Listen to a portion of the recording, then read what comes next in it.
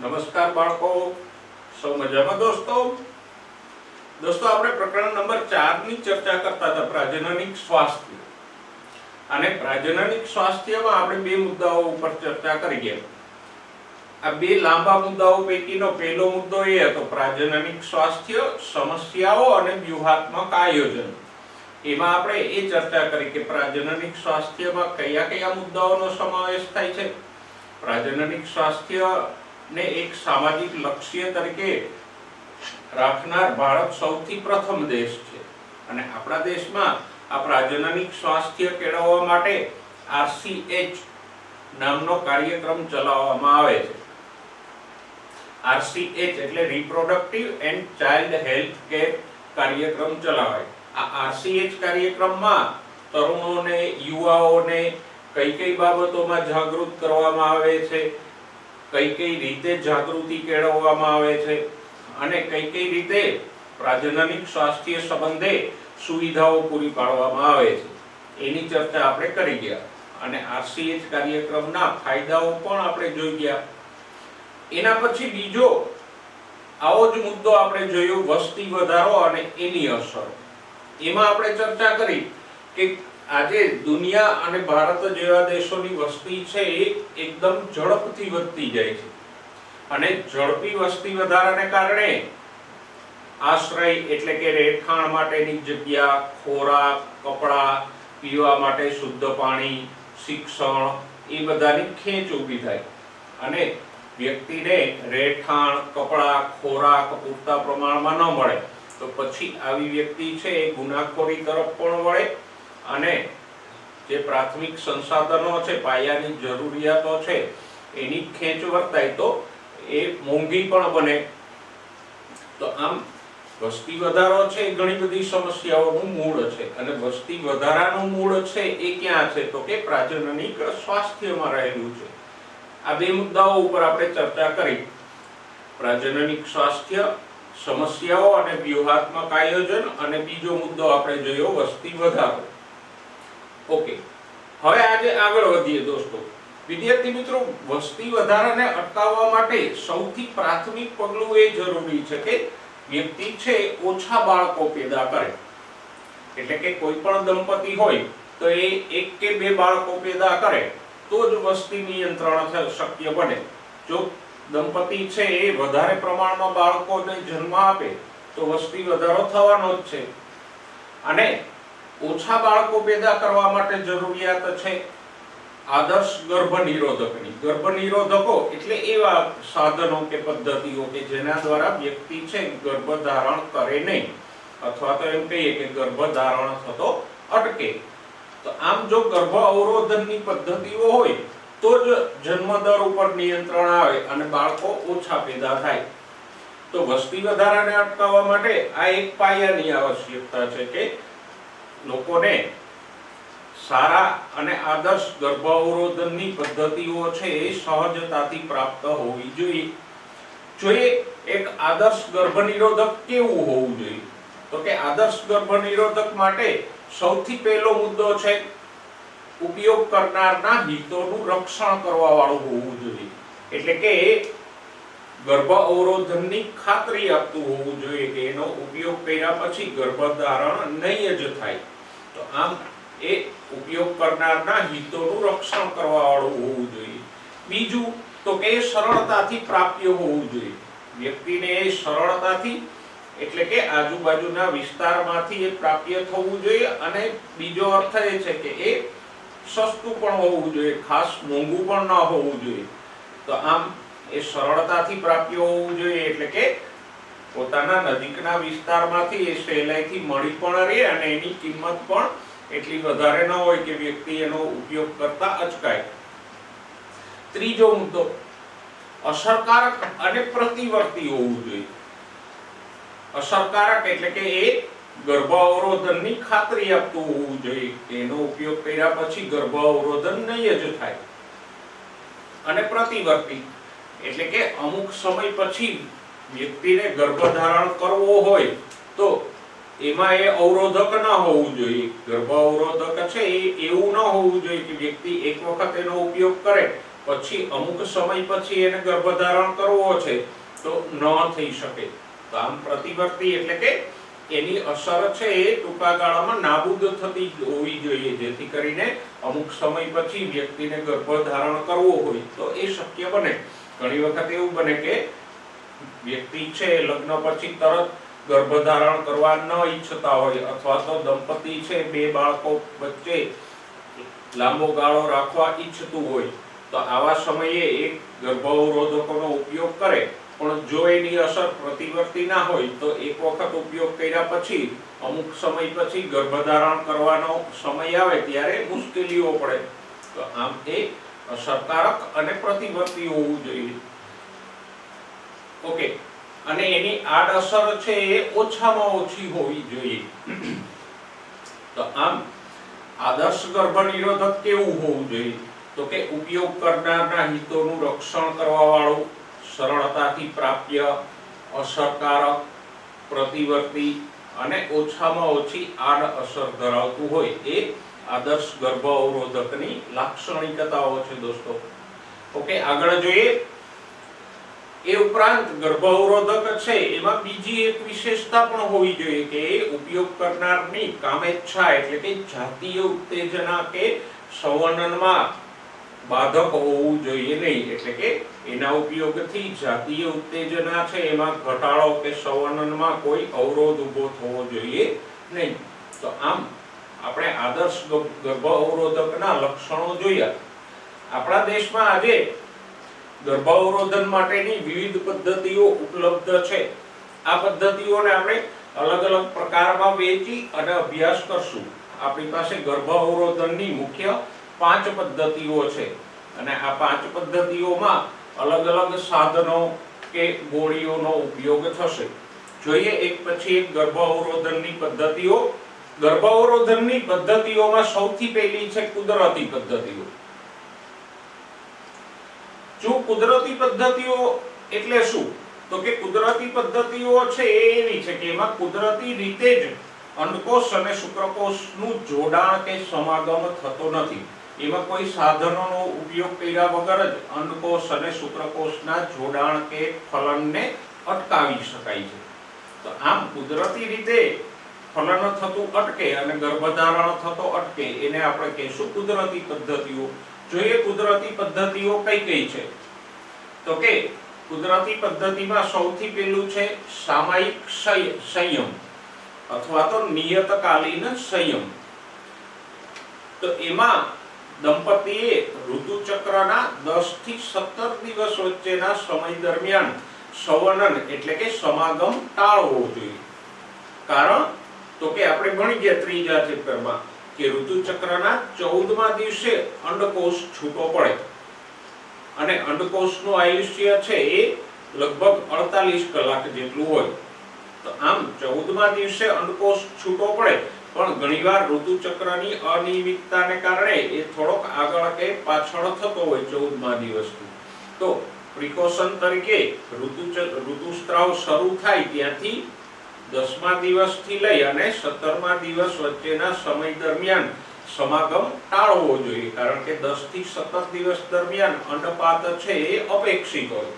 10 દિવસ પહેલા અને 17 દિવસ પછી અંડકોષની હાજરીની શક્યતાઓ છે નહીવત હોય. એટલે 10 દિવસ પહેલા કે 17 દિવસ પછી જો સમાગમ કરવામાં આવે તો ગર્ભધારણ થવાની શક્યતાઓ ઓછી રહે છે. તો આમ 10 થી 17 દિવસ દરમિયાન સમાગમમાં સંયમ રાખવો જોઈએ કે કંટ્રોલ રાખવો જોઈએ.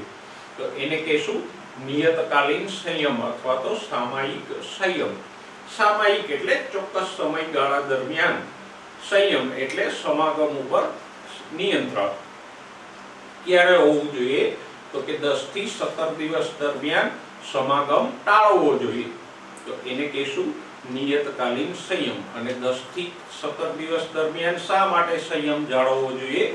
તો કે આ ગાળામાં, આ દિવસોમાં અંડપાત છે એ અપેક્ષિત હોય. એટલે કે અંડપિંડમાંથી દ્વિતીય અંડકોષ છૂટો પડવાની શક્યતાઓ વધારે હોય. તો આ ગાળા દરમિયાન સમાગમ ન કરવામાં આવે તો ગર્ભ રહેવાની શક્યતાઓ ઘટી જાય. ઓકે, કુદરતી પદ્ધતિમાં બીજી પદ્ધતિ જોઈએ, બાહ્ય સ્ખલન અથવા સંવનન અંતરાલ. તો એમાં વીર્ય સ્ખલન પહેલા પુરુષ છે એ શિશ્નને યોનિમાંથી બહાર કાઢી લે, જેથી કરીને યોનિ માર્ગમાં વીર્ય સેચન કે વીર્ય સ્ત્રાવ થતો નથી. તો આમ વીર્ય સ્ત્રાવ પહેલા શિશ્નને બહાર કાઢી અને વીર્ય સ્ત્રાવ છે એ યોનિ માર્ગમાં ન થવા દેવામાં આવે તો ગર્ભધારણની શક્યતાઓ ઘટી જાય. તો એને કહીશું બાહ્ય સ્ખલન અથવા સંવનન અંતરાલ. ત્રીજી પદ્ધતિ છે દુગ્ધ સ્ત્રવણ મેનોરેહિયા. એટલે કે પ્રસૂતિ પછીના સમયમાં જ્યારે માતા છે એ દૂધનો સ્ત્રાવ કરતી હોય ત્યારે ઋતુચક્ર શરૂ થતું નથી અને અંડપાત થતો નથી. તો આ જે પ્રસૂતિ પછીનો ગાળો છે કે જ્યારે દૂધનો સ્ત્રાવ થતો હોય અને ઋતુચક્ર શરૂ ન થયું હોય એ ગાળાને કહીશું દુગ્ધ સ્ત્રવણ મેનોરેહિયા, લેક્ટેશનલ મેનોરેહિયા. તો આ ગાળા દરમિયાન ઋતુચક્ર જ શરૂ થયેલ નથી હોતું, માટે અંડપાત પણ નથી થતો અને અંડપાત નથી થતો એટલે કે અંડકોષ છૂટો નથી પડતો, તો પછી ગર્ભધારણ થવાની શક્યતાઓ નથી રહેતી. ઓકે, દુગ્ધ સ્ત્રવણ મેનોરેહિયા છે એ લગભગ 6 માસ જેટલો હોય મેક્સિમમ. પ્રસવ પછી એ વધીને 6 માસ જેટલો ચાલે. ઓકે, જો અહીંયા કુદરતી પદ્ધતિઓ આપણે જોઈ, હવે એના લાભાલાભ જોઈ લઈએ. કુદરતી પદ્ધતિનો સૌથી પહેલો ફાયદો એ છે કે એમાં કોઈ દવા કે સાધનોનો ઉપયોગ થતો નથી, માટે એની કોઈ આડઅસરો પણ નથી. પણ કુદરતી પદ્ધતિઓનો ગેરફાયદો એ છે કે એ સચોટ નથી, એમાં નિષ્ફળ જવાનો દર એટલે કે ગર્ભધારણ થવાની શક્યતાઓ વધારે રહેતી હોય. નિયતકાલીન સંયમ હોય, બાહ્ય સ્ખલન હોય કે દુગ્ધ સ્ત્રવણ મેનોરેહિયા હોય, તો એમાં એવી કોઈ ખાતરી નથી કે ગર્ભધારણ નહીં જ થાય. એમાં ગર્ભધારણની શક્યતાઓ ઘટે છે, પણ છતાંય ગર્ભધારણ થવાના ચાન્સીસ તો એમાં રહે જ છે. તો આમ કુદરતી પદ્ધતિઓ છે, કુદરતી ગર્ભ અવરોધન પદ્ધતિઓ છે, તો એનો ફાયદો એ છે કે એમાં કોઈ સાધનો કે ગોળીઓનો ઉપયોગ નથી થતો અને એની આડઅસરો પણ નથી. પણ મોટો ગેરફાયદો એ છે કે એમાં ગર્ભધારણની શક્યતાઓ રહે છે. ઓકે વિદ્યાર્થી મિત્રો, હવે ગર્ભ અવરોધનની બીજી પદ્ધતિ જોઈએ, એ છે અવરોધ પદ્ધતિઓ.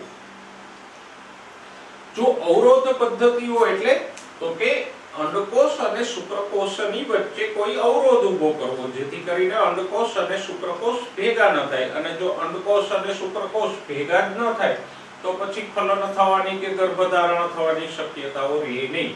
તો આમ અંડકોષ અને શુક્રકોષ વચ્ચે કોઈ પણ રીતે અવરોધ ઊભો કરીએ અને અંડકોષ શુક્રકોષને ભેગા થતા અટકાવીએ, એ અટકાવે એવી પદ્ધતિઓને કહેવાય અવરોધ પદ્ધતિઓ. જોઈએ અવરોધ પદ્ધતિઓને સવિસ્તાર. જો એમાં અવરોધકોની મદદથી અંડકોષ અને શુક્રકોષને સંપર્કમાં આવતા રોકવામાં આવે છે. અને આ પદ્ધતિઓમાં કોનો સમાવેશ થાય છે? તો કે સૌથી પહેલા અવરોધ પદ્ધતિમાં નિરોધનો ઉપયોગ થાય. નિરોધ કે કોન્ડોમ છે એ પાતળા રબર કે લેટેક્સ થી બનાવાય છે અને બજારમાં સ્ત્રીઓ અને પુરુષો બંનેના નિરોધ ઉપલબ્ધ છે, જેનો ઉપયોગ છે પુરુષના શિશ્ન પર અથવા તો સ્ત્રીની યોનિ કે ગ્રીવાને સંવનન પહેલા ઢાંકવા માટે કરવામાં આવે છે. તો આમાં લેટેક્સના નિરોધથી શિશ્ન અથવા યોનિના ગ્રીવા ભાગને ઢાંકી દેવામાં આવે તો પછી શુક્રકોષો કે વીર્ય છે એ આ નિરોધની અંદર જ રહી જાય, એ યોનિ માર્ગમાં કે ગર્ભાશયમાં પ્રવેશતું નથી. તો આમ શુક્રકોષો અને અંડકોષની વચ્ચે આ નિરોધનો અવરોધ ઊભો કરવામાં આવે અથવા તો નિરોધ છે એ અવરોધક તરીકે કાર્ય કરે અને શુક્રકોષોને યોનિ માર્ગમાં પહોંચતા અટકાવે છે. તો અને આવી રીતે ગર્ભધાન છે એ અટકી શકે. એ ઉપરાંત કોન્ડોમ કે નિરોધનો વધારાનો ફાયદો એ છે કે એ જાતીય સંક્રમિત રોગો જેવા કે એઇડ્સ, ગોનોરિયા, સિફિલિસ વગેરેથી પણ બચાવે છે. તો આમ નિરોધ છે ફક્ત ગર્ભાવરોધન માટે જ નહીં પણ એસટીડીઝ કે જાતીય સંક્રમિત રોગોથી બચાવ માટે પણ ઉપયોગી ઉપકરણ છે. અને સ્ત્રી અને પુરુષ બંનેના નિરોધ છે એ નિકાલજોગ એટલે કે ડિસ્પોઝેબલ હોય, એટલે કે એક વખત એનો ઉપયોગ કર્યા પછી એનો નિકાલ કરી દેવામાં આવે, ફરીવાર એનો ઉપયોગ કરવામાં આવતો નથી.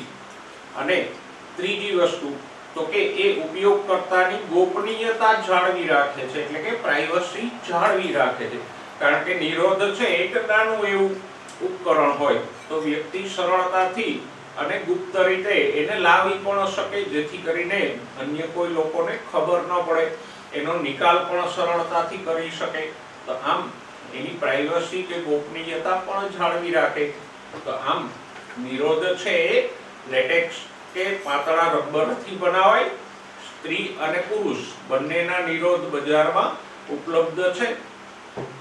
નિરોધ છે એની આડઅસરો એકદમ ઓછી છે, એમાં ગર્ભધારણની ખાતરી છે એ મહત્તમ છે. ઉપરાંત નિરોધ છે એ જાતીય સંક્રમિત રોગો અને એડ્સથી પણ બચાવે છે અને એમાં ઉપયોગકર્તાની ગોપનીયતા જળવાઈ રહે છે. ઓકે, નેક્સ્ટ પદ્ધતિ જોઈએ આંતરપટલ.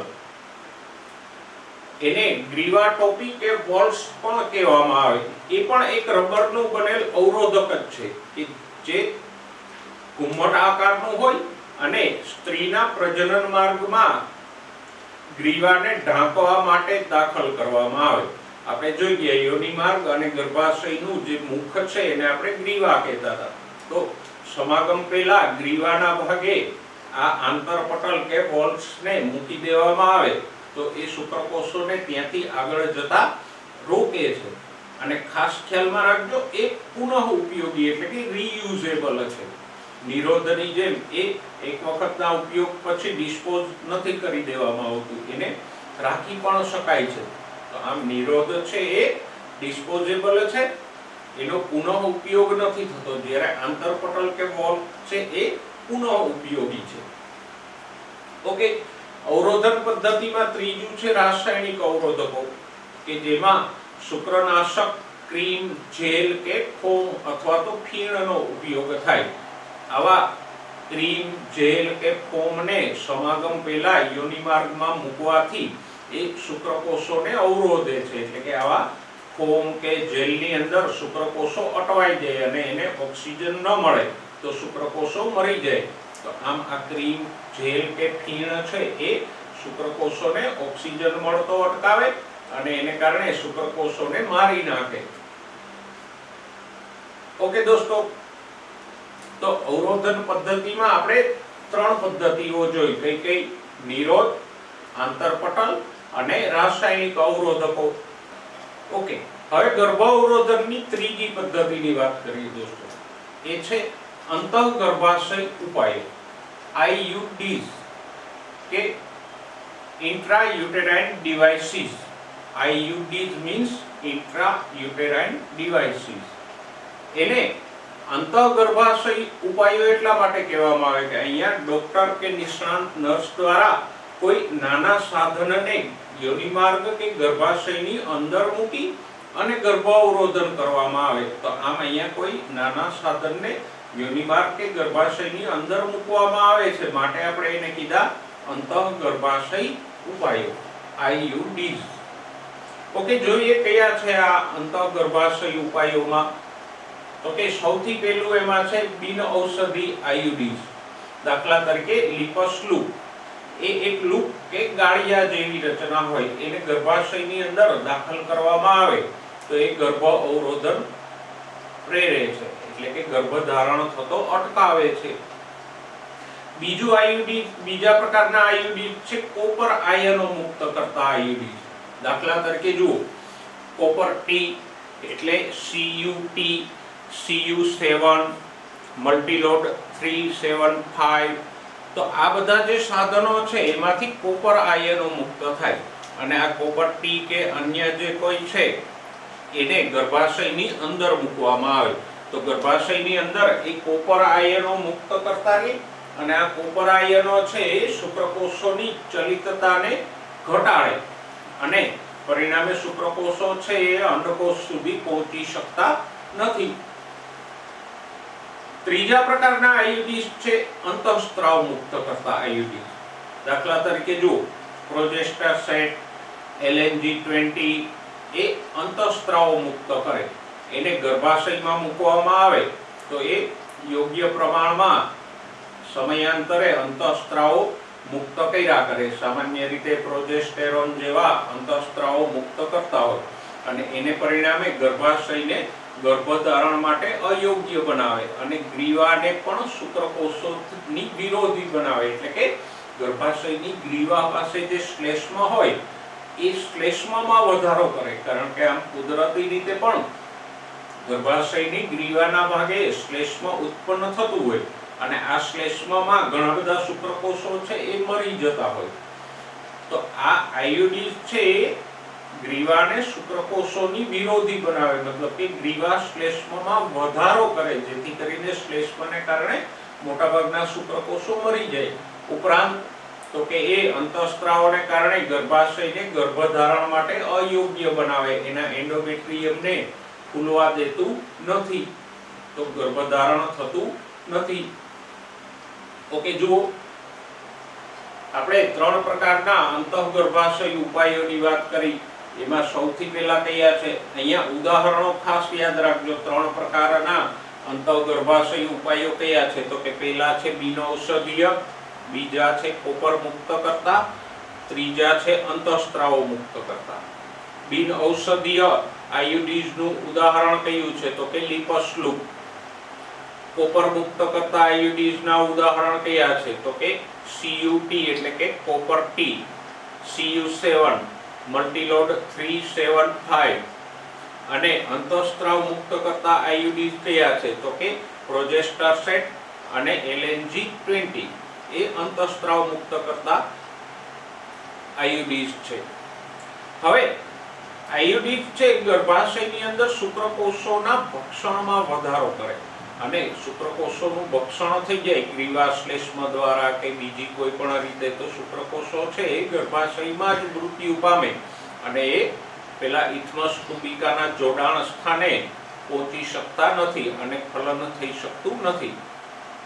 ઓકે, આયુડીઝના ફાયદા એ છે કે આયુડીઝ છે એ એક વખત લગાવ્યા પછી અમુક સમય સુધી એ કામ આપ્યા કરે. દાખલા તરીકે કોપર ટી છે તો એ એક વખત ગર્ભાશયમાં મૂક્યા પછી એ લાંબો સમય એની અસરો કર્યા કરે અને ગર્ભ અવરોધન પ્રેર્યા કરે. એટલે નિરોધની જેમ વારંવાર એનો ઉપયોગ કરવો પડતો નથી.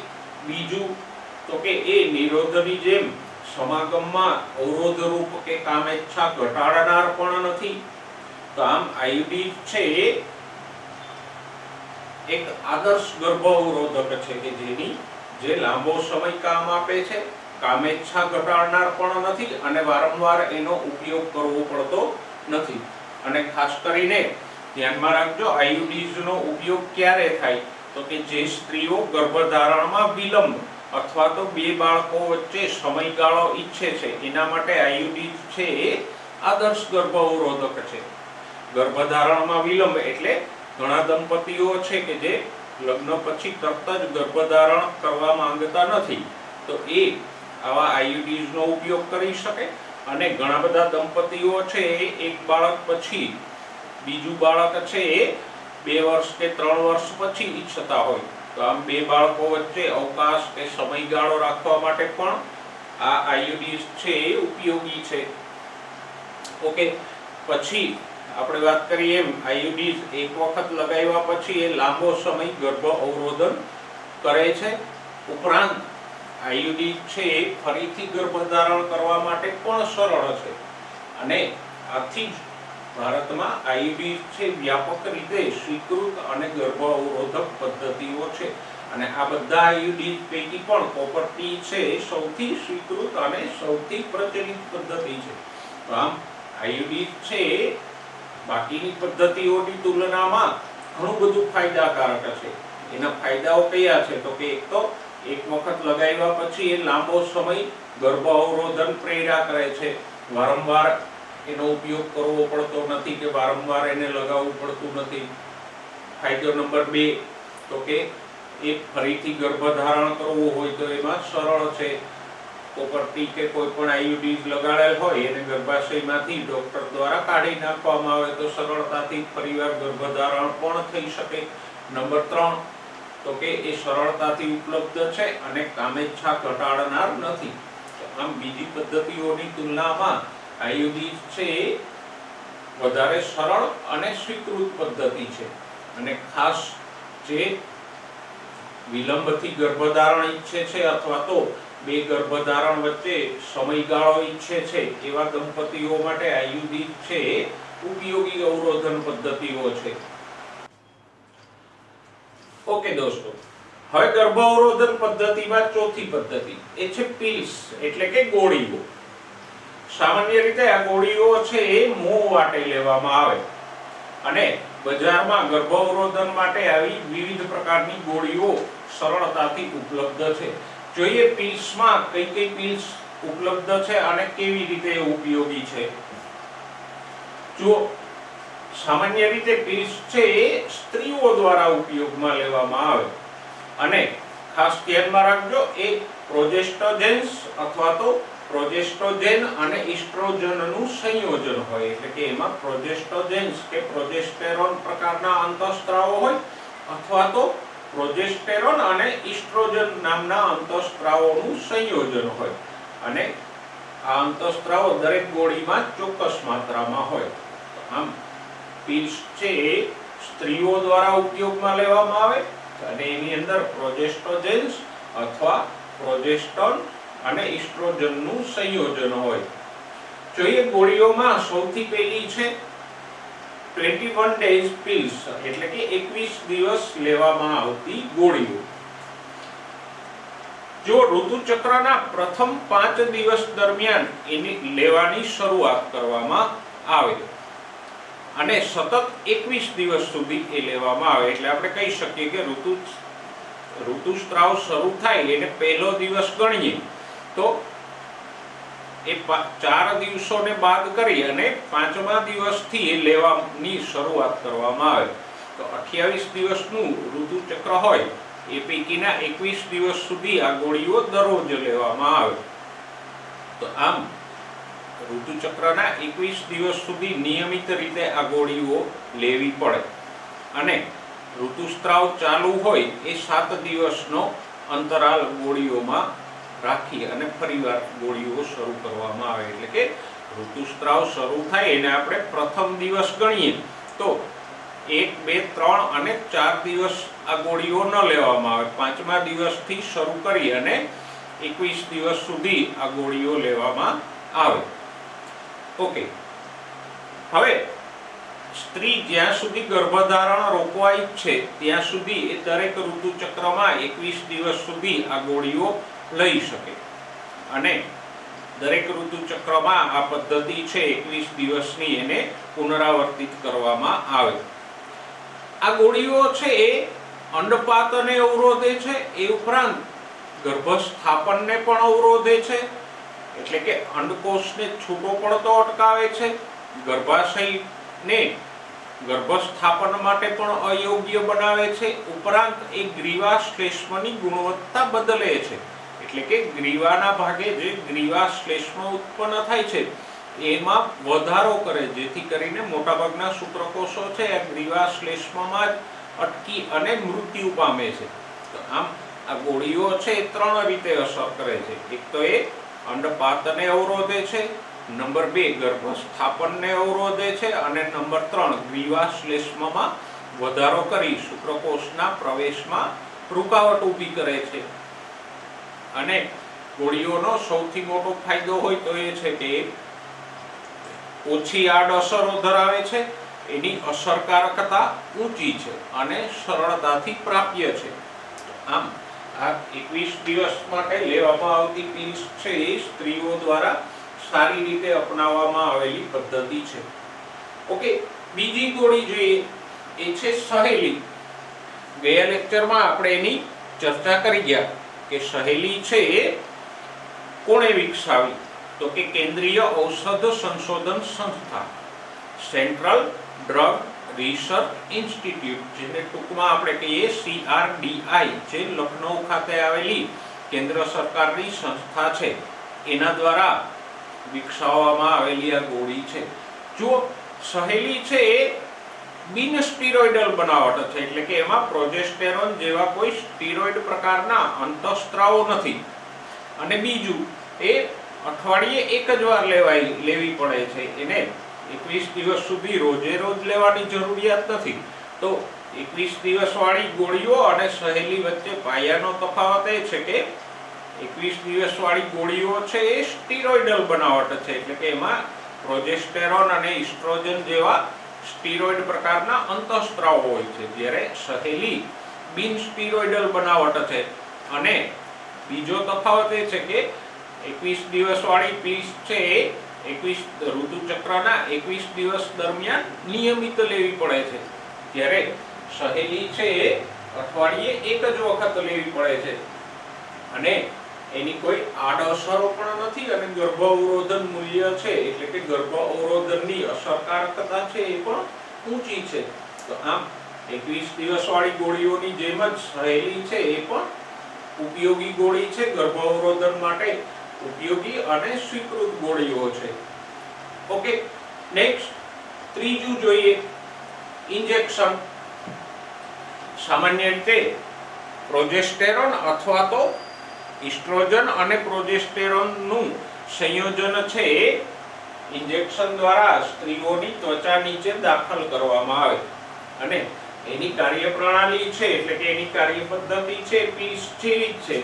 પીલ્સની અંદર જે પ્રોજેસ્ટેરોન અથવા ઇસ્ટ્રોજન પ્રોજેસ્ટેરોનનું મિશ્રણ હોય એ મોં વાટે લેવામાં આવે, જ્યારે અહીંયા એ જ સંયોજનને ઇન્જેક્શન દ્વારા સીધું જ દાખલ કરવામાં આવે. અને એની અસરકારકતા છે ઇન્જેક્શનની એ લાંબા સમયની હોય છે. નેક્સ્ટ ચોથી ગોળીઓ છે આપાતકાલીન ગર્ભ નિરોધક. ઘણી ગોળીઓ છે કે જે સમાગમ કર્યાના 72 કલાક દરમિયાન જો લેવામાં આવે તો એ સમાગમ પછી પણ ગર્ભ અવરોધનને ટાળે છે. અને આ ગોળીઓમાં પણ સામાન્ય રીતે પ્રોજેસ્ટેજન અથવા તો પ્રોજેસ્ટેજન અને ઇસ્ટ્રોજનનું સંયોજન હોય છે. તો એ આપાતકાલીન ગર્ભ અવરોધન છે કે આકસ્મિક રીતે સમાગમ દરમિયાન દાખલા તરીકે નિરોધ તૂટી જાય અથવા તો કોઈ પ્રિકોશન લીધા વગર સમાગમ કરવામાં આવે તો સમાગમ પછી પણ આ ગોળી છે ગર્ભ અવરોધન અટકાવે. પણ આવી ગોળીઓની આડઅસર છે એ ઘણી બધી હોય છે, જેથી કરીને એ નિયમિત રીતે લેવી હિતાવહ નથી. તો જુઓ, ચોથી પદ્ધતિ પીલ્સમાં આપણે અલગ અલગ પ્રકારની ગોળીઓ જોઈ, જેમ કે 21 દિવસ સુધી નિયમિત રીતે લેવામાં આવતી ગોળીઓ, પછી સહેલી કે જે બિન સ્ટીરોઇડલ બનાવટ છે અને અઠવાડિયે એક જ દિવસ લેવામાં એક જ વખત લેવી પડે છે.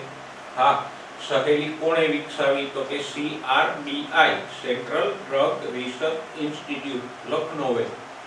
ઓકે, ત્રીજી પદ્ધતિ છે ઇન્જેક્શન, કે જે પ્રોજેસ્ટેરોન અથવા પ્રોજેસ્ટેરોન અને ઇસ્ટ્રોજનના મિશ્રણ વાળું ઇન્જેક્શન હોય છે. અને ચોથી પદ્ધતિ છે આપાતકાલીન ગર્ભ નિરોધક ગોળીઓ, કે જે સમાગમ પછી 72 કલાકની અંદર લેવામાં આવે તો ગર્ભધારણ થતું અટકે.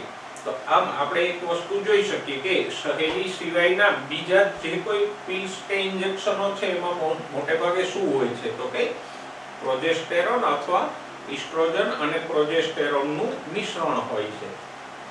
પણ આ અંતઃસ્ત્રાવી બનાવટો છે એ લાંબો સમય લેવામાં આવે તો શરીરમાં બીજી આડઅસરો કરે, કારણ કે આ ગોળીઓ કે ઇન્જેક્શનો છે એ શરીરના અંતઃસ્ત્રાવોનું સંતુલન છે, ખાસ કરીને ઇસ્ટ્રોજન અને પ્રોજેસ્ટેરોનનું સંતુલન, એને અસર કરતા હોય છે. એટલે આ ગોળીઓ છે એ ડોક્ટરની સલાહ વગર લાંબા સમય માટે લઈ શકાય નહીં. જો લાંબો સમય કોઈ વ્યક્તિને, એટલે કે 3 મહિના કરતા વધારે આ ગોળીઓનો ઉપયોગ કરવો હોય તો એને કોઈ નિષ્ણાત ડોક્ટરની સલાહ અને દેખરેખ નીચે જ આનો ઉપયોગ કરવો જોઈએ. ઓકે, હવે ગર્ભાવરોધનની પાંચમી પદ્ધતિ જોઈએ, એ છે વાઢકાપ પદ્ધતિ, અથવા તો જેને આપણે શસ્ત્રક્રિયા પણ કહી શકીએ. જો વાઢકાપ કે બંધીકરણની આ પદ્ધતિઓ છે સ્ત્રી અને પુરુષ બંને દ્વારા ઉપયોગમાં લઈ શકાય અને એ ગર્ભધારણની અંતિમ પદ્ધતિ છે, એટલે કે આ પદ્ધતિઓ અપનાવ્યા પછી એક વખત અપનાવ્યા પછી ક્યારેય ગર્ભધારણની શક્યતાઓ રહેતી નથી.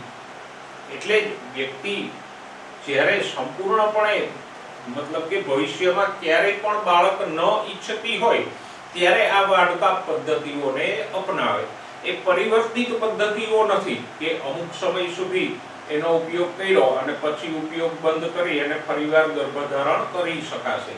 તો અહીંયા ફરીથી ગર્ભધારણ થવાની શક્યતાઓ ઓછી છે. માટે આ વાઢકાપ પદ્ધતિઓ છે એ પરિવર્તિત પદ્ધતિઓ નથી પણ અંતિમ પદ્ધતિ છે કે એનો એક વખત ઉપયોગ કર્યા પછી અથવા તો એક વખત આ સર્જરી કરાવ્યા પછી ક્યારેય પણ ગર્ભધારણ થઈ શકતું નથી. માટે જ આપણે એને અંતિમ પદ્ધતિ તરીકે ગણીએ છીએ. ઓકે, જુઓ, વાઢકાપની પદ્ધતિમાં બે છે. પુરુષ નસબંધી એટલે વાઝેક્ટોમી. તો એમાં આકૃતિમાં દર્શાવ્યા પ્રમાણે શુક્રવાહિનીને કાપી અને બાંધી દેવામાં આવે. તો સ્વાભાવિક છે કે હવે શુક્રપિંડમાંથી શુક્રકોષો છે બહાર જ નહીં આવી શકે. તો આમ શુક્રવાહિનીના નાના ભાગને કાપી અને બાંધી દેવામાં આવે. તો આ વાઝેક્ટોમી દ્વારા શુક્રકોષોને બહાર આવતા અટકાવી શકાય. બીજી પદ્ધતિ છે સ્ત્રી નસબંધી, ટ્યુબેક્ટોમી. ટ્યુબેક્ટોમીમાં પણ આકૃતિમાં દર્શાવ્યા પ્રમાણે જુઓ, અંડવાહિનીને કાપીને બાંધી દેવામાં આવે છે. તો અહીંયા શુક્રકોષો અને અંડકોષો ભેગા થઈ શકતા નથી કારણ કે અંડવાહિનીને વચ્ચેથી કાપી નાખવામાં આવી.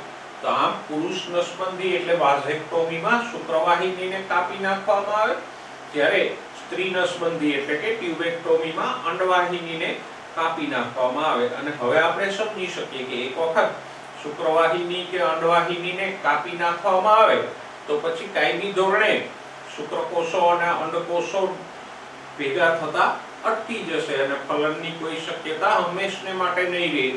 અને માટે જ આ પદ્ધતિને આપણે અંતિમ પદ્ધતિ ગણી છે દોસ્તો. તો આમ બંધીકરણમાં બે પદ્ધતિઓ છે. કઈ? પુરુષ નસબંધી એટલે વાઝેક્ટોમી અને સ્ત્રી નસબંધી એટલે ટ્યુબેક્ટોમી. અને બેમાંથી કોઈ પણ પદ્ધતિ છે એ સામાન્ય આરોગ્ય કેન્દ્રોમાં સરળતાથી ઉપલબ્ધ છે.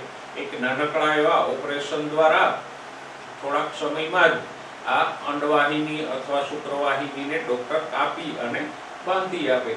એની કોઈ આડઅસરો પણ નથી.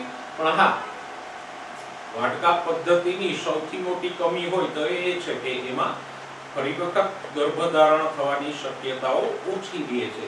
વ્યક્તિ એક વખત નસબંધી કરાવ્યા પછી અમુક સમય પછી ગર્ભધારણ કરવા ઈચ્છે તો એવી શક્યતાઓ આ પદ્ધતિમાં ઓછી રહે છે. ઓકે દોસ્તો, તો આજે આપણે ગર્ભ અવરોધનની પદ્ધતિઓ જોઈ. કઈ કઈ પદ્ધતિઓ જોઈ? તો કે આ પદ્ધતિઓને આપણે 5 ભાગોમાં વિભાજિત કરી. એમાંની સૌથી પહેલી પદ્ધતિઓ હતી કુદરતી પદ્ધતિઓ કે જેમાં કોઈ સાધનોનો ઉપયોગ કરવામાં આવતો નથી. કુદરતી પદ્ધતિમાં કોનો સમાવેશ થાય છે? તો કે સૌથી પહેલું તો સામયિક સંયમ એટલે કે ઋતુચક્રના 10 માંથી લઈ અને 17મા દિવસ દરમિયાન જ્યારે અંડપાત અપેક્ષિત હોય ત્યારે સમાગમને ટાળો. કુદરતી પદ્ધતિની બીજી પદ્ધતિ છે બાહ્ય સ્ખલન અથવા તો સંવનન અંતરાલ કે વીર્ય સ્ત્રાવ થાય એ પહેલા શિશ્નને યોનિ માર્ગમાંથી બહાર કાઢી લેવું. ત્રીજી પદ્ધતિ છે દુગ્ધ સ્ત્રાવણ મેનોરેહિયા એટલે કે પ્રસૂતિ પછી જ્યારે દૂધ સ્ત્રાવ થતો હોય એ ગાળામાં ઋતુચક્ર શરૂ નથી થતું અને અંડપાત થતો નથી, તો પછી આ સમયગાળા દરમિયાન ગર્ભધારણ થવાની શક્યતાઓ ઓછી રહે છે. આ 3 પદ્ધતિઓ સામયિક સંયમ, સંવનન અંતરાલ અને દુગ્ધ સ્ત્રાવણ મેનોરેહિયા એ કુદરતી પદ્ધતિઓ છે. બીજા પ્રકારની પદ્ધતિઓ જોઈ અવરોધ પદ્ધતિઓ કે જ્યાં શુક્રકોષ અને અંડકોષનું મિલન થતા અટકાવવામાં આવે છે, વચ્ચે કોઈ અવરોધ ઊભો કરવામાં આવે. અવરોધ પદ્ધતિમાં કોનો ઉપયોગ થાય? તો કે સ્ત્રી અને પુરુષનો નિરોધ, આંતરપટલ અથવા તો ગ્રીવા ટોપી કે બોલ્સ જેને કહેવામાં આવે એ, અને રાસાયણિક અવરોધકો એટલે શુક્રનાશક, ફીણ કે જેલ કે ક્રીમનો ઉપયોગ કરી અને અંડકોષ અને શુક્રકોષને ભેગા થતા અટકાવવામાં આવે. તો આમ અવરોધ પદ્ધતિમાં પણ 3 છે. નિરોધ, એ સ્ત્રી અને પુરુષ બંનેનો નિરોધ. નંબર 2 ગ્રીવાટોપી કે આંતરપટલ. અને નંબર 3 રાસાયણિક શુક્રનાશકો. ત્રીજી પદ્ધતિ જોઈ અંતઃગર્ભાશય ઉપાયો, ઇન્ટ્રાયુટેરાઇન ડિવાઇસીસ, IUDs. એમાં તો કે એમાં 3 કેટેગરી છે. પહેલી કક્ષાના IUDs છે એ કેવા છે? તો કે એ બિન ઔષધીય છે, દાખલા તરીકે લિપસલુપ. બીજી કેટેગરીના IUDs છે એ કોપર મુક્ત કરતા છે, જેમ કે કોપર ટી, CU7, મલ્ટીલોડ 375. અને ત્રીજી કેટેગરીના IUDs છે એ અંતઃસ્ત્રાવ મુક્ત કરતા છે, જેમ કે પ્રોજેસ્ટાર કે LNG-20. કે આ IUDs ને એક વખત ગર્ભાશયમાં મૂકી દેવામાં આવે તો એ લાંબો સમય પોતાની ગર્ભ અવરોધન અસરો છે એ ચાલુ રાખે છે. અને માટે આ બધી પદ્ધતિઓ પૈકી IUDs છે એ સૌથી વધારે સ્વીકૃત અને આદર્શ ગર્ભ અવરોધન પદ્ધતિ છે. ચોથી ગર્ભ અવરોધન પદ્ધતિ જોઈ પિલ્સ, કે જે સામાન્ય રીતે મોં વાટે અથવા ઇન્જેક્શન સ્વરૂપે લેવામાં આવે. એમાં પણ આપણે અલગ અલગ પ્રકારની પિલ્સ અને ઇન્જેક્શન જોઈ ગયા. સૌથી પહેલી હતી 21 દિવસ લેવાતી ગોળીઓ. બીજા નંબરે હતી સહેલી નામની બિન સ્ટીરોઇડલ ગોળી, કે જે અઠવાડિયે એક જ વખત લેવામાં આવે. ત્રીજું જોયું ઇન્જેક્શનો, કે જેમાં પ્રોજેસ્ટેરોન અથવા ઇસ્ટ્રોજન પ્રોજેસ્ટેરોનનું મિશ્રણ હોય છે, જે ઇન્જેક્શન સ્વરૂપે આપવામાં આવે. અને ચોથી હતી આપાતકાલીન અવરોધક, કે જે સમાગમ પછી 72 કલાકના સમયગાળા દરમિયાન લઈએ તો ગર્ભ અવરોધન અટકાવી શકાય. પાંચમી ગર્ભ અવરોધન પદ્ધતિઓ છે વાહનકાપ પદ્ધતિઓ. એ 2 પ્રકારની છે. પુરુષ નસબંધી એટલે વાઝેક્ટોમી, કે જેમાં શુક્રવાહિનીના નાના ભાગને કાપીને બાંધી દેવામાં આવે, જેથી કરીને શુક્રકોષો બહાર ન આવે. અને બીજી હતી સ્ત્રી નસબંધી અથવા તો ટ્યુબેક્ટોમી, કે જેમાં અંડવાહિનીના નાના ભાગને કાપીને દૂર કરી દેવામાં આવે, જેથી કરીને શુક્રકોષો અંડકોષ સુધી પહોંચે નહીં. તો આમ ગર્ભ અવરોધનની વિવિધ પદ્ધતિઓ આપણે જોઈ. અને વ્યક્તિ છે ગર્ભ અવરોધનની આ પદ્ધતિઓને અપનાવે તો ઓછા બાળકોને જન્મ આપી શકે અને જન્મ સંખ્યા ઉપર નિયંત્રણ આવી શકે. જો જન્મ સંખ્યા ઉપર નિયંત્રણ આવે તો વસ્તીમાં પણ ઘટાડો થાય અને દેશની વસ્તી કરતા પણ પહેલા વ્યક્તિ માટે પણ એ લાભકારક છે, કારણ કે જન્મ સંખ્યા ઉપર નિયંત્રણ આવે અને ઓછા બાળકોને જન્મ આપે તો વ્યક્તિ ઓછા બાળકોને સારી રીતે ઉછેર કરી શકે, એને સારું શિક્ષણ આપી શકે અને એક સારા વ્યક્તિ તરીકે એને તૈયાર કરી શકે. આમ આજે ગર્ભ અવરોધન પદ્ધતિઓ છે એ દેશની વસ્તીના નિયંત્રણ માટે, સાથે સાથે વ્યક્તિના પોતાના વિકાસ માટે અને બાળકના ભવિષ્ય માટે પણ આવશ્યક અને ફાયદાકારક છે. તો દોસ્તો, આપણે આજે ગર્ભ અવરોધનની વિવિધ પદ્ધતિઓ અને એને સંબંધિત વિવિધ સાધનો અને ગોળીઓ વગેરેનો પરિચય મેળવો. નેક્સ્ટ લેક્ચરમાં નવા મુદ્દાઓ સાથે ફરીવાર મળીશું. ત્યાં સુધી સ્વસ્થ રહો, મસ્ત રહો અને ભણવામાં વ્યસ્ત રહો.